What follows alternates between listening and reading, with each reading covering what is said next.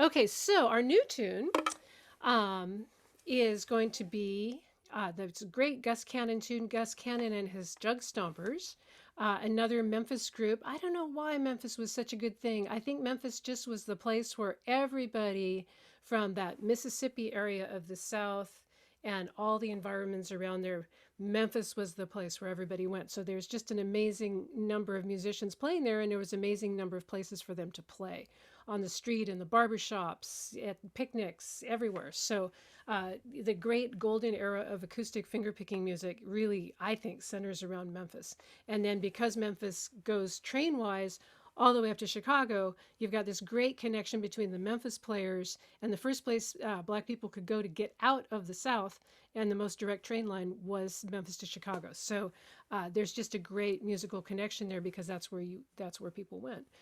So the origins of all of the blues music that we like, whether it's late Chicago blues or early fingerpicking stuff, it's really Memphis is a great center. So Gus Cannon, very long-lived fella, and so his music kind of extends all the way from the 20s into the 70s. He was around. So I will play you the tune, and then we'll take it apart. Oh, and we're in the key of G.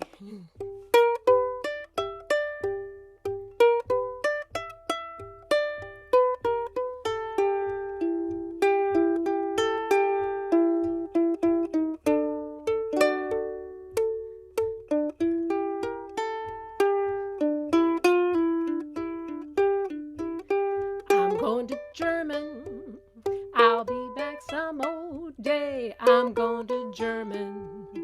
I'll be back some old day. I'm going to German. I'll be back some old day. Now tell me, baby, what more can I do? Just tell me, darling, what more can I do? I did everything, dear. Can't get along with you.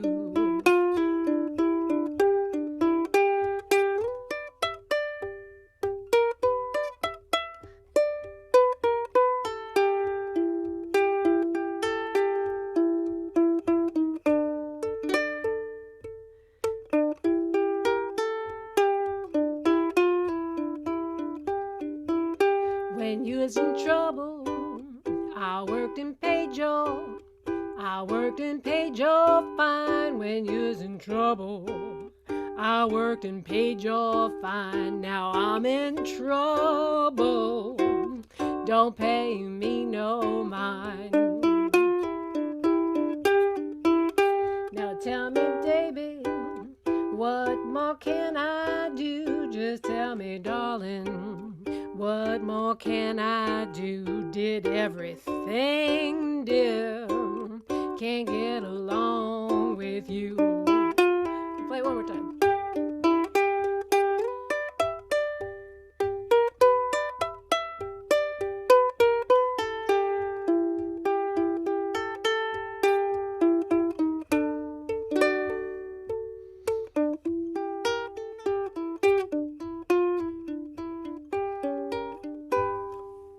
Okay, so this tune, it's really nice and clear how it's put together. So what the fundament of what we're doing is we're connecting this G chord, and then we're starting up here with this G chord.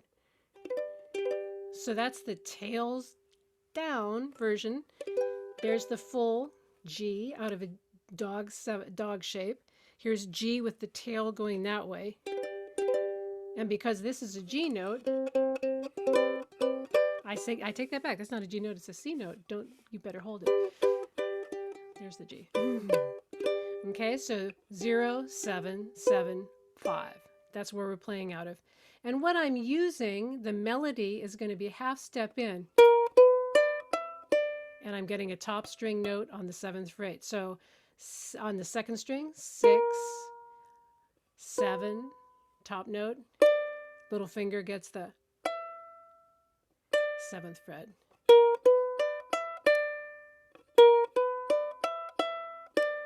So try that. Step.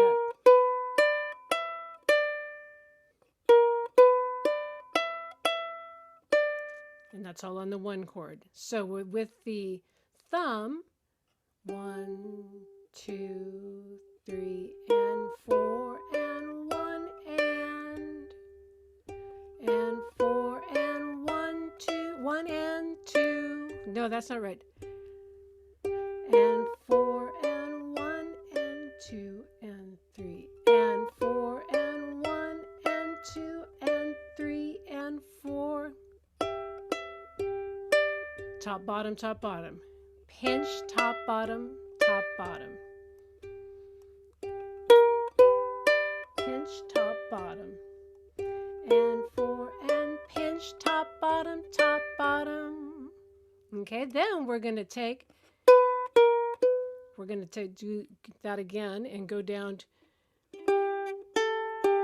and here we're going to just, the melody is contained in the chord shape. I love this one that happens. It's so restful.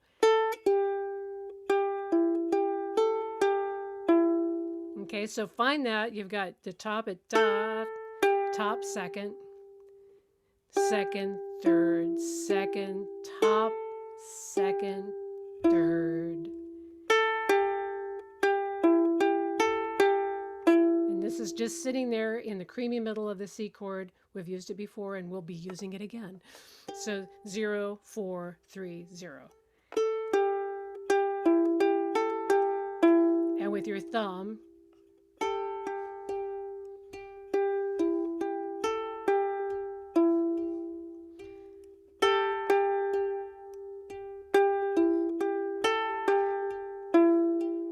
okay, let's put those two things together. 4 on the floor to start out. Get ready to step in. So stepping in, 2 ways to step in to this note, this little half step move. I tend to do it with my second finger. I don't think that's necessarily the best way to do it. I think stepping in with your third finger as a half step slide is also quite fine. Okay. 1, 2, 3, and 4, and 1, and thumb, and 4, and pinch, top, bottom, top, bottom.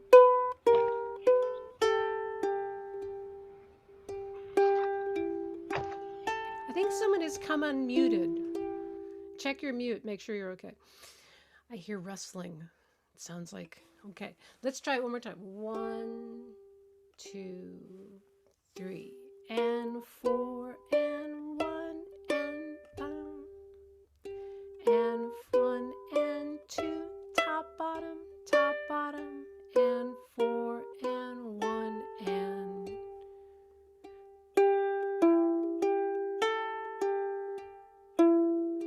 And then we're going to walk down the third string note chromatically to the dog chord. And I usually give it a little, my favorite roll. And then our melody again is going to come out of the chord. We're going to walk up on the third string, 2, 4, get into the cream. And we're going to get the 7th this time out of that. So there's the creamy middle of the C chord. We're going to get the 7th at the first fret of the top string.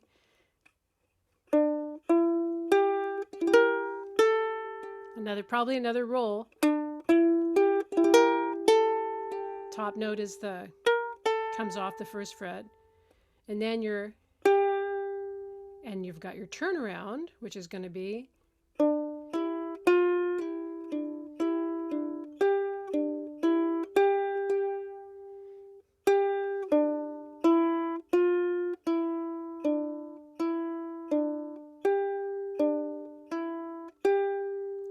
that finger down once I put it down. So there's another way you can play that. You could, if you'd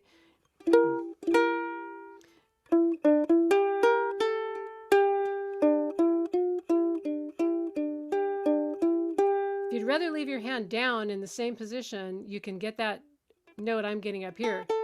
You can get it on your 5th fret of the 3rd string.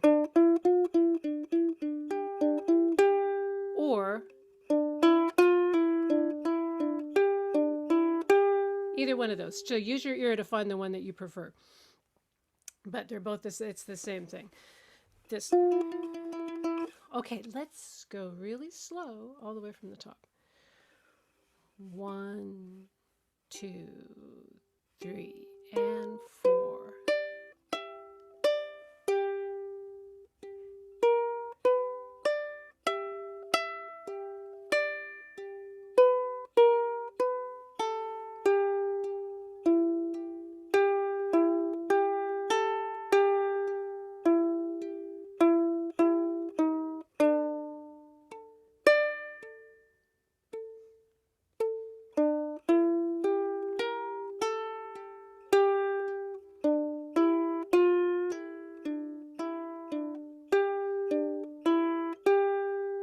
Now we're ready. Our third finger is in place, ready to roll back up and start again. And this time, instead of going bop, bop, we're going to go bop. Okay, so let's talk a little bit about that slide. Slides have time, just like a note. So it's going to take you the same time. And again, it's one of those things where a slide needs a pretty much force behind it. So let's try sliding from 3 to 7. And we're going to hit that note hard enough with our second finger over here on the picking hand that you got a real, that's what I want to hear. Boom.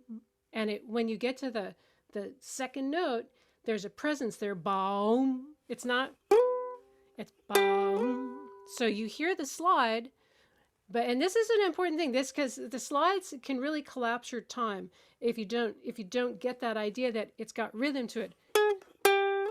You can even give yourself a little English there. Bring your guitar neck up and it kind of gives you that feeling of like you're going somewhere and you've got there, right? Okay, now let's grab the next note as we get up there. So now we're going to grab that first finger. 1, 2, 3, and 4, and 1, 2, 3, and 4, and 1, 2, 3, and 4, and let's see if we can combine that with our thumb. 1, 2, 3, and 4, and 1, 2, 3, and 4, and so notice what's happening. Again, you have a thumb note and you have a present note on the downbeat, but you're not actually picking it, right? Because it's part of the slide. And 4, and so you should. That's an odd move. There's something about you wants to grab there. So.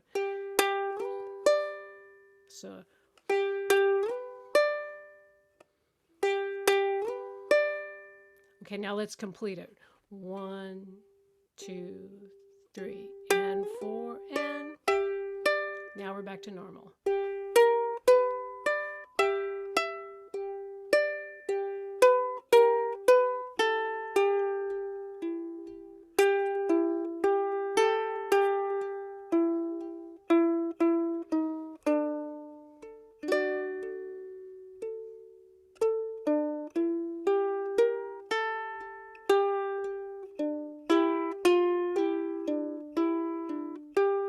Here we go.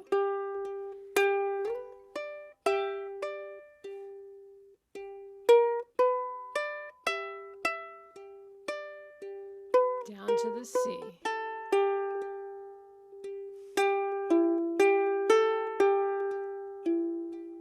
Chromatic to the D. And walk into C7.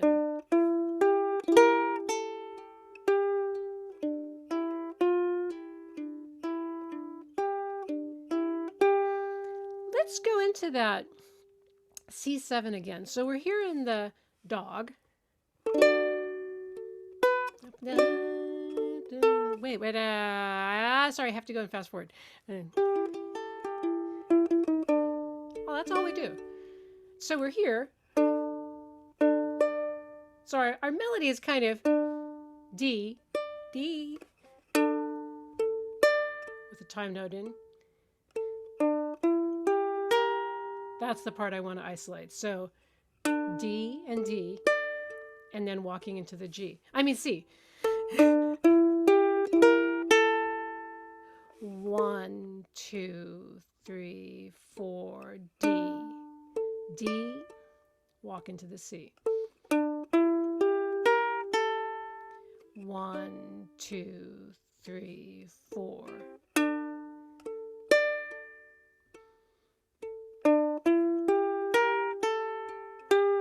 And then you're into the G pretty much by holding one note and a G time note. Does that make sense? Let me put you on so I can see you for just a second.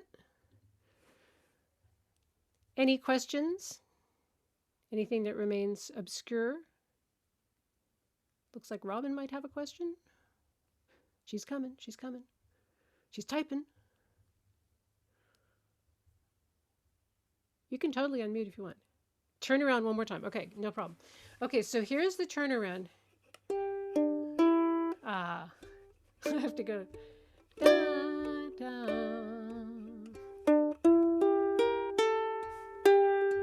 Two ways to play it. If you want to maintain that note right there, just right where it is.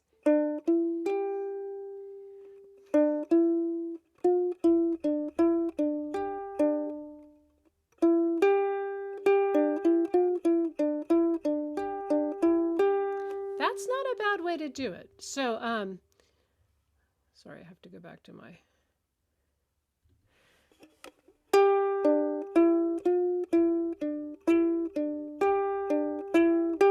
So now all your picking is going to be with your...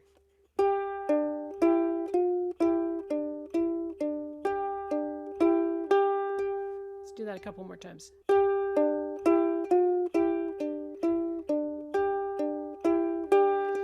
And what are we doing there? We're doing our old friend, the 5, 6, dominant 7, 6, right? So if we were going to play Memphis by Chuck Berry,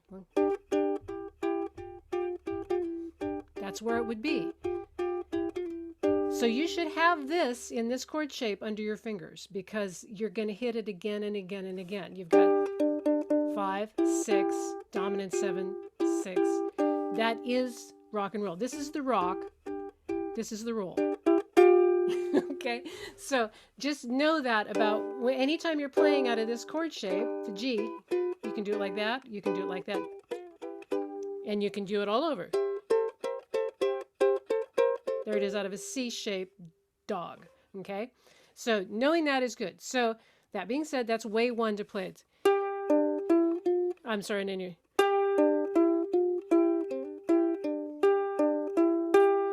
Okay? Or you can take this note, same note as this open string. So here's the way I tend to play it like this just because it's my habit.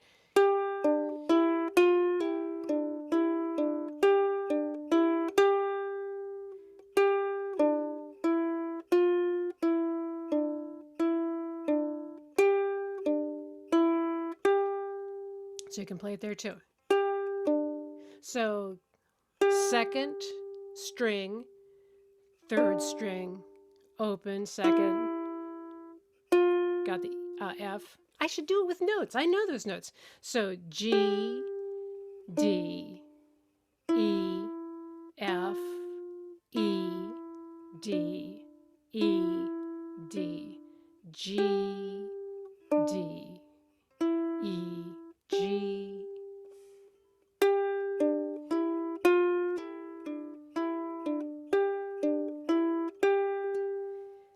And so, of course, that way of playing the turnaround will only work in the first position.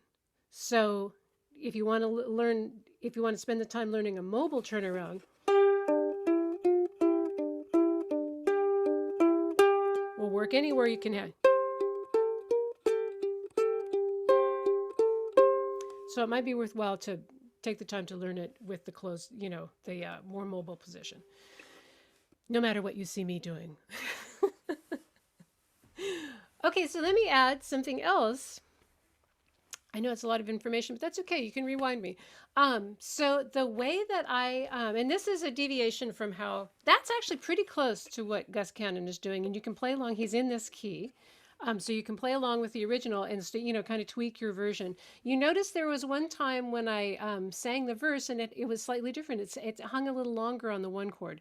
Be aware that he does that. It sounds like something that he always did because of the way his backing musicians just go right along with him, and he does it in the same kind of place. So I think that's just the way he played it, and I tend to put that in on those verses that he adds an extra sung verse. And if you really want to be cool, when you hit, say, if you play it at Augusta or someplace where people know this song, it's in the repertoire of a lot of current musicians. I think I gave you a couple of current versions that, like, Phil Wiggins plays it and sings it really beautiful. So they play it in this key, and you'll be a cool ukulele player if you know that that's going to happen and you don't change chords there.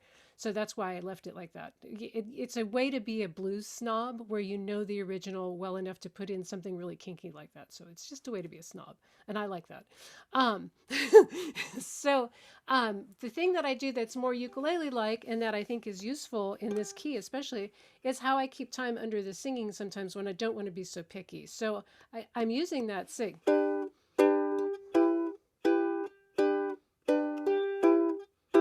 So I'm just going up with my little finger to get the sixth of the G chord. 1, 2, and so I'm doing a thing there that I say I never do, which is to play the thumb on the and. 1, 2, and 3. 1. Sometimes I and 1, 2, and 3, 4. I said I never do that, right? But you guys are advanced students now. So you can hear what that does when you take, instead of going,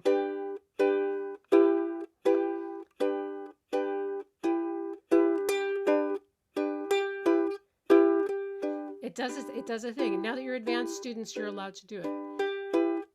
And 1, 2, and 3. And the rest of it is I'm just grabbing the top 3 strings of the chord. And then on the C7, I'm really calling guitar chords today.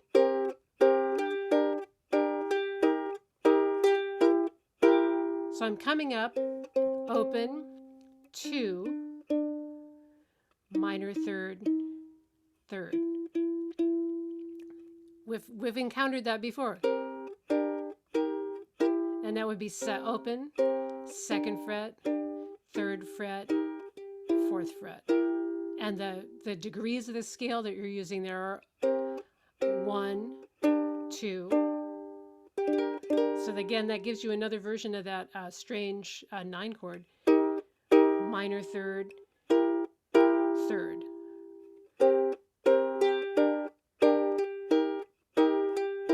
And then when we get to the dog 7, ooh, that one sounds neat. What is that? So there we're rocking the 1 of the chord to the 2 of the chord, which we know from our discussion earlier makes it a 9. So now if you, oh, that's so pretty, but it's just in this little blues song. So the deal is you just get to these pretty sophisticated chord inversions just by following the melody and holding on to as much of the chord as you can. So now we're rocking the 9. Okay, so we rocked the 6 and 7. We'll rock the 6. That's pretty normal. That's pretty much what a guitar player would do. And now we're going to rock an ascending path towards the 3rd. And now we're going to rock the 9.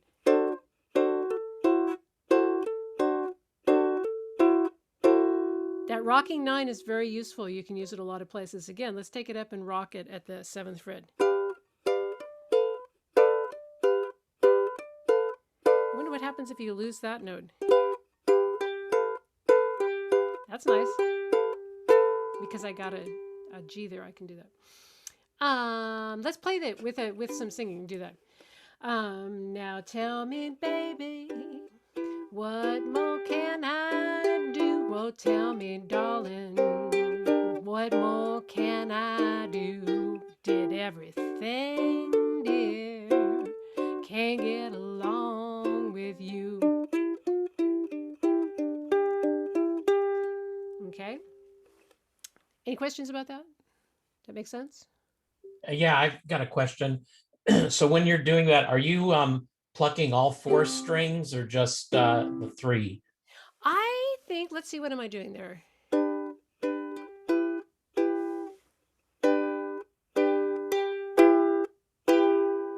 So I'm doing all four on the second one, and when I do the thumb, when I pop the thumb onto the and beat, I'm just playing the thumb. Got it. Then I think it goes back to being on the beat as well. So it's like I'm using the thumb as kind of like an accent note as well as the normal 1, 2, 3, 4. That's the 4-finger pull, and 1, 2, and 3, 4. I guess I'm like adding the thumb as well as playing it as the regular time note. Yeah. I think that's true. Okay, thank you. Yeah. Yeah, good question. So it's like, your thumb, especially with that reentrant string, sometimes you want to emphasize something, but that's just it's using it as a melody note in a way. Ba.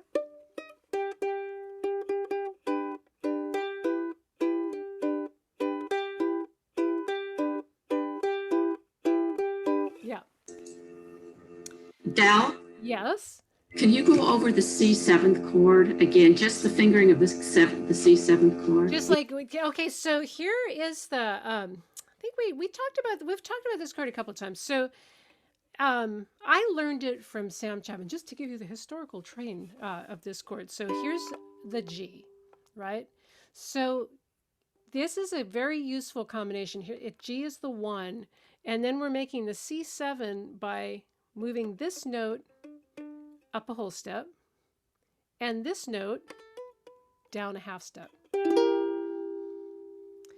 And that's the C7 we're using. So 0, 4, 3, 1. I was forgetting the fourth finger. I just had the third and the first finger. Right. So 0, 4, 3, 1. So let's just do this chord. Let's do that back and forth a little bit. So you've got the 1 chord, and then you've got the 4 chord. Oh, Nancy, you better mute yourself. That fan is terrible. So let's just rock back and forth like that a couple of times. So 1, 4, 7, 1. And being able to do that where your third finger is anchored like a rock, it's really useful. And it's 1 of the scale, 4 of the scale, 4, 7. So very useful in blues. It's movable. 1, okay? Any place you're playing a blues, that's the 1 to 4 change. And it's a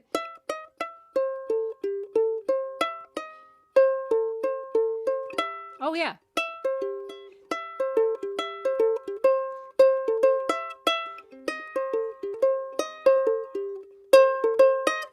You could play Chad, and you could play that Louis Jordan song totally easily with that. Cool.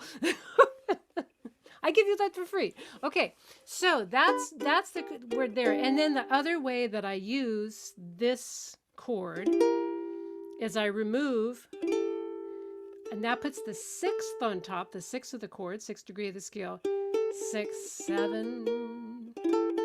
And there's a lot of melodies that happen with that. And I usually, when I'm using that, I often end up fingering it like that. Okay, so that's where, so there's 2 versions of that, and the full chord shape of this chord is the 3rd position C. Here's the full C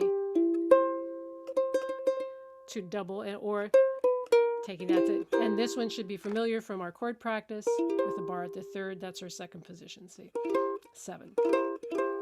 And then we've removed everything but the important information. And the reason I finger it like this is because this finger can go up and get melody things. This finger can go down and get melody things. So that's why I love this chord. You've got this little rocking thing of 2 fingers that can reach and get bits of melody that they need to get. All right then, let's play it from the top. Nice and slow. Don't speed up, Delray. Okay, I'm going to play it nice and slow. 1, 2. So the first thing we're doing, we're here. We're going to Okay, and when we come around to that, again, we're going to slide in the same time. But the first time we 1, 2, 3, and 4, and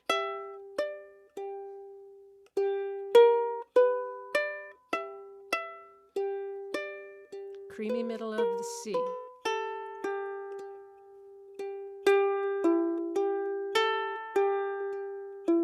Walk down chromatic to the dog.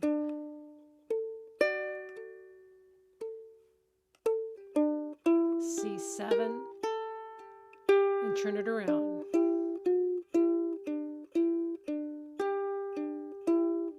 Slide. Ooh, that doesn't work if you do that. Creamy middle of the C.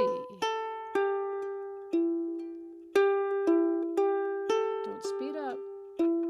Walk down to the dog. I'm going to take that turn around the other way. That wasn't right.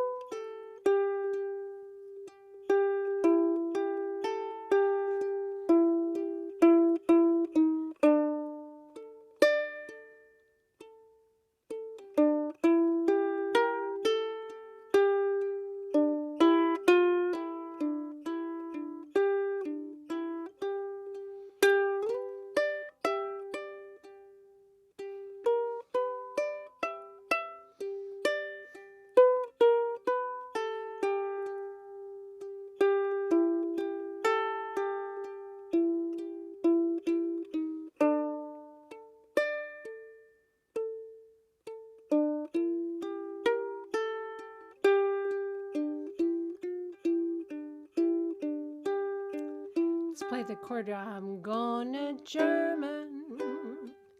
I'll be back some old day. I'm going to German. I'll be back some old day. I'm going to German. I'll be back some old day.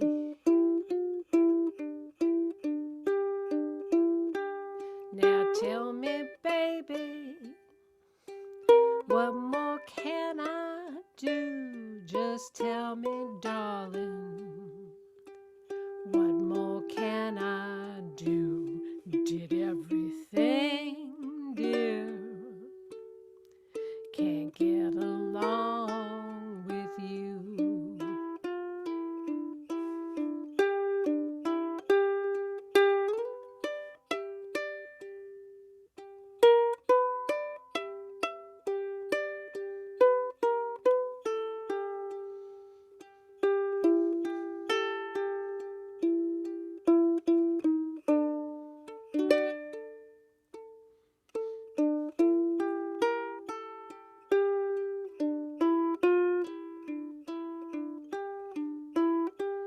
When you was in trouble, we're going to stay this time a little longer. I worked and paid you.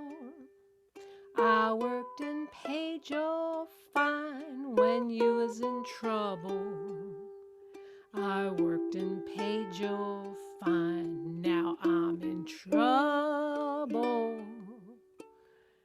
You don't pay me no mind. Let's play the chords again. I'm gonna German. I'll be back some old day. I'm going to German. I'll be back some old day. I'm going to German. I'll be back some old day. Go away from my window. Double knocking on my, stop knocking on my door. Go away from my window. Stop knocking on my door. I got another baby. I don't need you no more.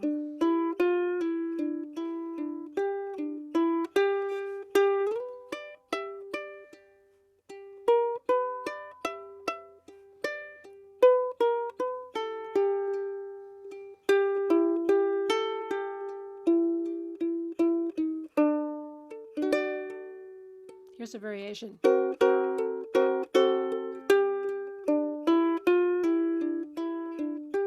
That's another thing I tend to do. So instead of letting the melody kind of form this C7, notice that's the money note right there, right? So you can also take that as out of the 5 chord, da, da, that makes it really dramatic. Da, da, da, da.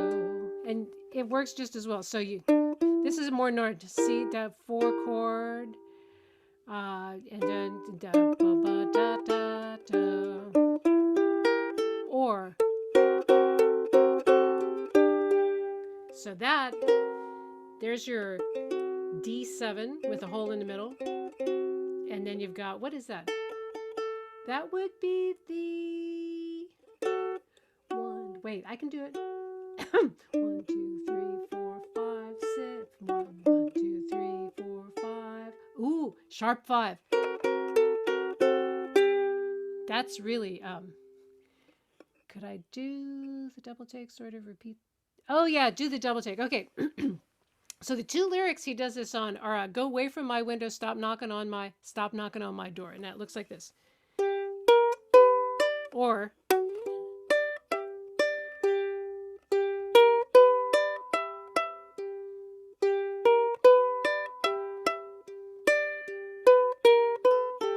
and then everything else is the same. So it really is just, it's so effective because it's like time glitched. It's like suddenly, the Time Lords have come in and stopped time, and then you went back, and it's like, what happened? So that's why it's so great. So,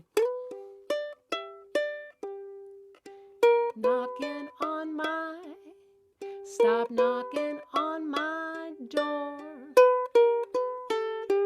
And the other place he does it on the lyric of, when you was in trouble, I worked and paid your fine when you was in trouble. Okay, so those are the 2 lyrics that he tends to do that on. I'll do it one more time really slowly without talking.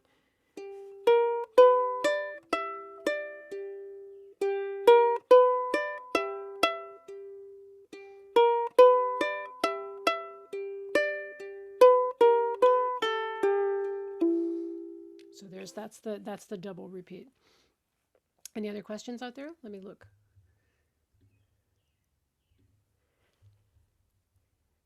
Everything else is clear?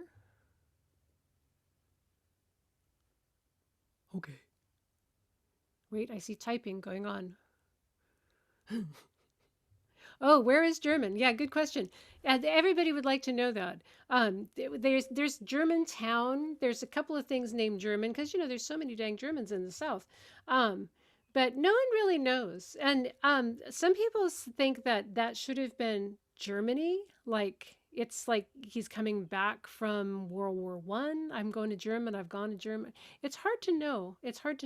And I don't know, but I just sing it like how it sounds like he's singing. But you have to realize that those people from down there talk. It's like when an American goes to England and you visit the town of Gloucestershire, and you realize that they say Gloucester. It's like this really, they lose a lot of syllables. It's the same thing down there. Like Lake Cormorant is pronounced Lake Carmen down there. It's like Lake Cormorant is kind of famous because a lot of blues musicians played on the ferry that went around Lake Cormorant, like the bird. And I have it on really good authority, and I've been there. It's pronounced Lake Carmen. So who knows what German. It could be like a 6-syllable word I don't know. That's my answer. Because, people pronounce things differently. I don't really know what he's talking about, but I'm assuming it's German. I'm going to German. And sometimes when you listen to him, it sounds like he's saying Germa and even drops the N sometimes. He does. You're right. Like, who knows? So, I mean, all of us are kind of rewriting history every time we sing these songs. We're just like singing them with feeling and intention that are from now. And who knows what they were singing about back then? We just have to be aware that we don't know. That's what I think. Good question. Where is German? All right. Any other questions before we knock off for the day? Did that make sense? I have a question, Buzzy. Nancy has a question. Where is the California uke thing and what date? Do you remember? It's in Cambria and it's the weekend, the first week of November. So kind of Halloween weekend into Dia de los Muertos weekend. And Cambria, it's at some kind of little camp in Cambria. I've never been there, so I can't give a report. But I know people that have said it's pretty nice. And you get to visit the sleeping sea lions. They're right down there by Hearst Castle. There's this beach where there's nothing but these enormous creatures sleeping. And you go up on top of the cliffs and you just get so sleepy looking at them. Because it's like, 18 creatures that are 800 pounds of sleep and they roll over. I love Cambria. That's why I want to go. When I heard it was there, I said yes, even though I was kind of scared. It's a beautiful town. Yeah, it is really A beautiful. very well-to-do town. Yeah. Yeah, what isn't in California at this point? Come on. Oh, come on. Yeah, you're right. There's a site where there's a camera on them 24/7, and you can watch them lolling around. Oh, how fabulous. I need to watch that because I think that they really literally put me to sleep. I just laid down on the top of that cliff and slept. I'm sure if I could watch that camera, I could fall asleep when I have insomnia. That's a great idea. You're so full of good ideas today, Carol Kay. I have to say, that's two really good ideas. The Library of Congress Lending Library and the sleep camera of the sea lions. Man, I feel rich. Okay, any other questions? Of a musical nature. It says, have I heard of Centrum Yuca's workshop is in September? It is coming up, yes. And I do not know whether it's virtual or live yet. So there you go. All right, you guys, I think that's enough for today. That's plenty of information. And I think next week, did I put Spanish Fandango? Well, go look. I'll look. You know what to do. Spanish Fandango? Yeah. Spanish Fandango. Yes. Okay, cool. That one needs a lot of listening, and I'm just warning you ahead of time. I failed at regularizing that fourth part that is so squirrely at the end there, so I just made up my own part, and that's what I'm going to teach you, and then you could make up your own part if you don't like it. The other two parts are really close to the original, and I'm very pleased with them, but that part stymied me. Okay, so I will see you next week, but listen to that one a lot, because that one, if you have it in your ears, it's really a lot easier to get if it's just kind of in there. So just put that on repeat for this week. All right, you guys. See you later. Thank you, Del. Bye. Is it Father's Day today? I think it's That's next week. That's next week. Okay, cool. I hope so, because nobody wished me a happy Father's Day in my house. Okay, next week. All right, bye, you guys. Good work. See you later. Bye.